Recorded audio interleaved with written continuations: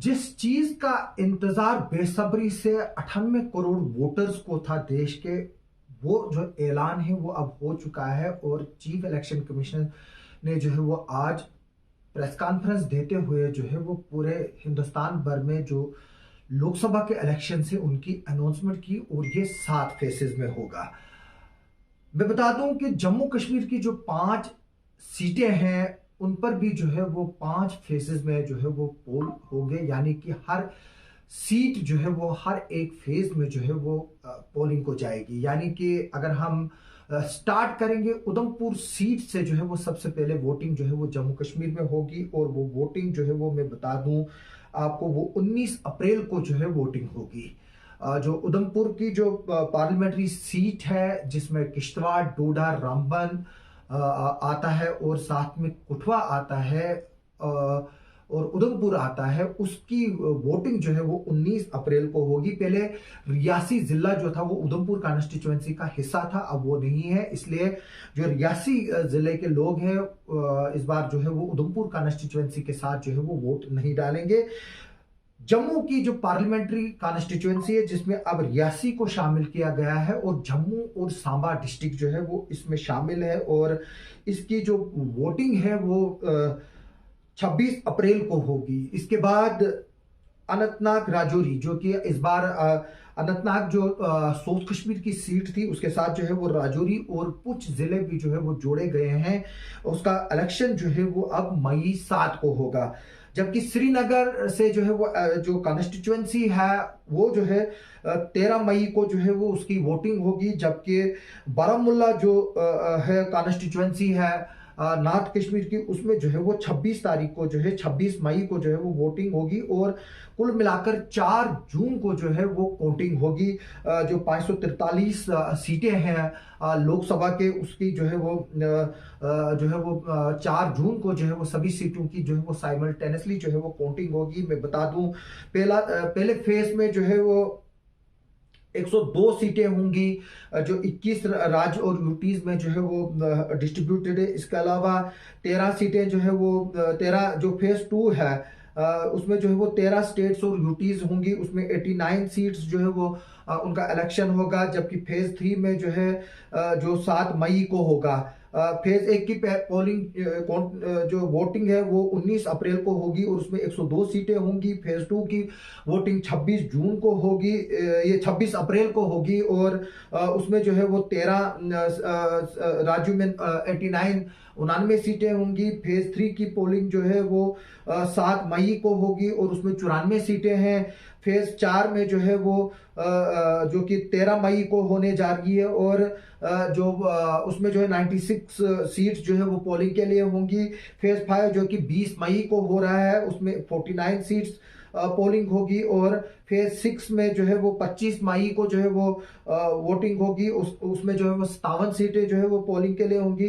जबकि 1 जून को जो 2024 को जो है वो 7वां फेज होगा, उसमें जो है वो 57 सीटें होंगी। मैं बता दूं कि जो 22 स्टेट्स और यूटीज ऐसी होंगी जहां पर एक ही दिन जो है वो तमाम सीटों की जो है वो पोलिंग होगी। उसमें पार्लियामेंट्री सीट्स भी है और कुछ जगह पर जो असेंबली के बाईपोल्स हैं वो भी होंगे। और जो कुछ राज्य जहां पर वोटिंग होनी है, जिसमें आंध्र प्रदेश भी शामिल है, सिक्किम शामिल है, उड़ीसा शामिल है, मध्य प्रदेश शामिल है, झारखंड शामिल है, वो भी जो है वो साइमल्टेनियसली होंगी। और जो पहला फेज में जो है वो 52 जो है वो जो सिंगल पोल डेट यहाँ पर होगी, यानी कि सिर्फ एक ही बार वहां पर पोलिंग होगी, एक ही दिन होगी।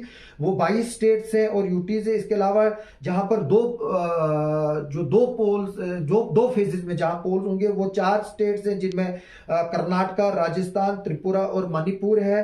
जबकि 3 फेजेस में जिन स्टेट्स में पोलिंग होगी वो 2 स्टेट्स है, जिसमें छत्तीसगढ़ और आसाम है।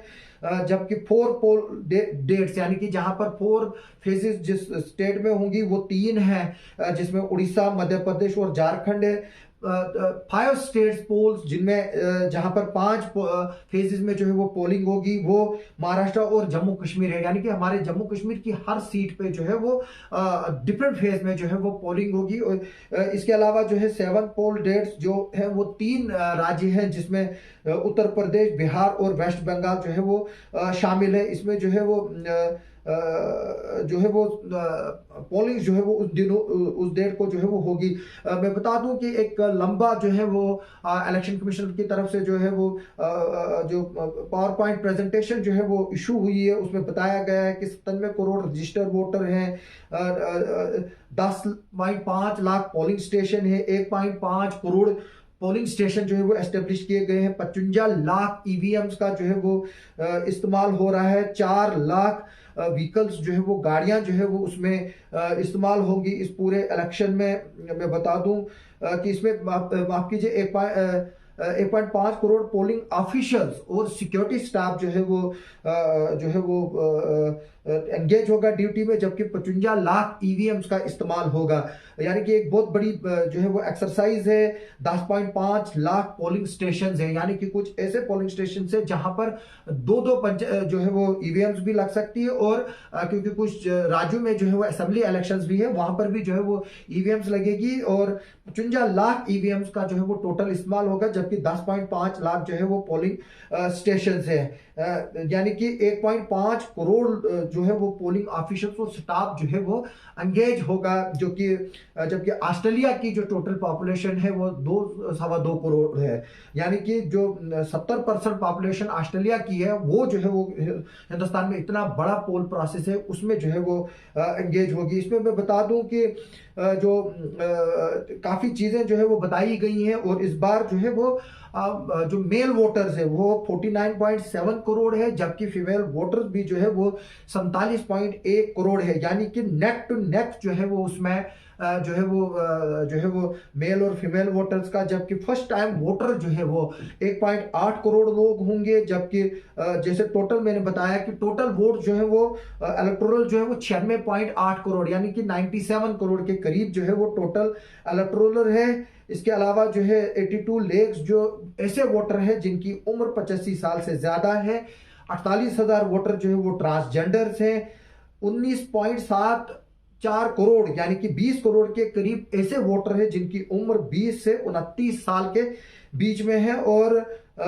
2.18 लाख वोटर जो है वो जो है जिनकी उम्र 100 साल से ज्यादा है। यानी कि 100 साल से ज्यादा जो वोटर हैं उनकी उम्र हिंदुस्तान में जो है वो 2.18 लाख है। इसके अलावा जो है वो बताया गया है कि काफी चीजें जो है वो इसमें बताई गई हैं। इसमें जो है इस बार आप जो आपका कैंडिडेट है उसके बारे में भी आपको पता चलेगा, और उसका क्रिमिनल रिकॉर्ड है उसके बारे में भी जो है वो पता चलेगा। अभी इसके बारे में जो है वो अभी इनिशियल स्टेज पे जो है वो रिएक्शंस आना शुरू हो गए हैं। जो नेशनल कॉन्फ्रेंस है उन्होंने जो है वो हैरानी जताई है कि जो इलेक्शन कमीशन ऑफ इंडिया है उन्होंने क्यों नहीं जम्मू कश्मीर में भी जो है वो असेंबली इलेक्शंस की अनाउंसमेंट की, जबकि जो बाकी 5 राज्य हैं जहां पर वो असेंबली इलेक्शन भी कर रहे हैं, पार्लियामेंट्री इलेक्शन भी कर रहे हैं, और साथ में जहां पर जो बाइपोल्स जहां पर बकाया है ड्यू है असेंबली सीट्स पर, उन पर भी जो है वो इलेक्शन कर रहे हैं। कुल मिलाकर 543 लोकसभा की सीट्स है।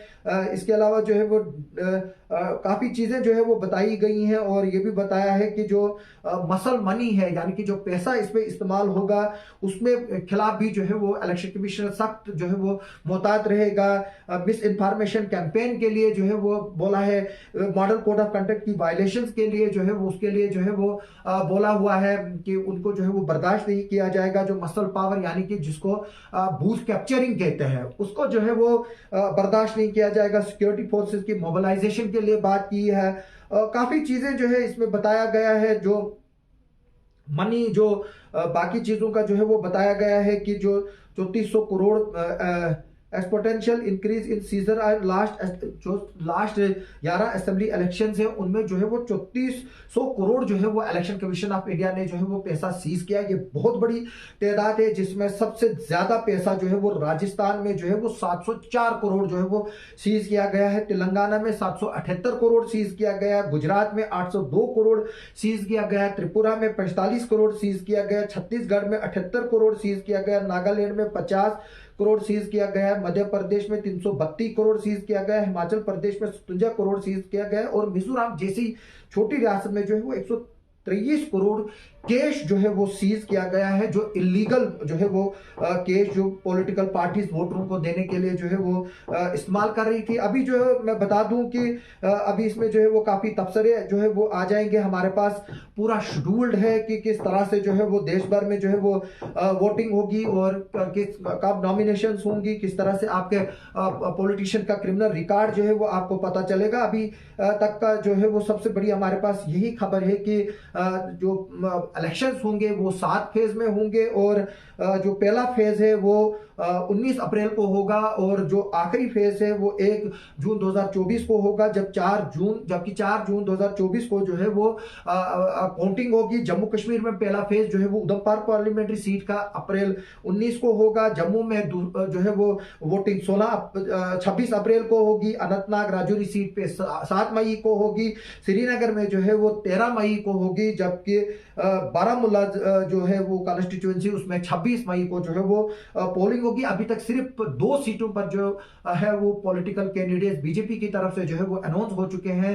उधमपुर पार्लियामेंट्री सीट से डॉक्टर जितेंद्र सिंह जो कि एमओएस है और वो तीसरी बार कोशिश करेंगे इस सीट को जीतने के लिए, जबकि जो जम्मू पार्लियामेंट्री सीट है बीजेपी के जो कैंडिडेट है वहां पर वो जो है वो उनका नाम जो है वो आ गया है और अब जो है बाकी पॉलिटिकल पार्टीज भी जो है वो उनको जो है वो अपने नाम जो है वो अनाउंस करेगी। और उधमपुर में अगर एक कैंडिडेट का नाम आया बीजेपी के अलावा वो है गुलाम मोहम्मद सुरूरी जो डेमोक्रेटिक प्रोग्रेसिव आजाद पार्टी के कैंडिडेट है। अभी जो बाकी इंडियन अलायंस है या कांग्रेस पार्टी हम कहेंगे या पीडीपी कहेंगे, उन्होंने जो है वो अभी तक इन सीटों पर जो है वो कोई कैंडिडेट जो है वो नहीं उठाया है। जैसे ही इस पर भी आगे चलकर जो है वो इंफॉर्मेशन आएंगी, अगर कश्मीर से देखेंगे जो बारामूला सीट है वहां पर जो है वो सजाद गनी लोन जो है वो ऑलरेडी जो है वो अनाउंस किया हुआ है अपना आपको, उन्होंने पीपल्स कॉन्फ्रेंस से।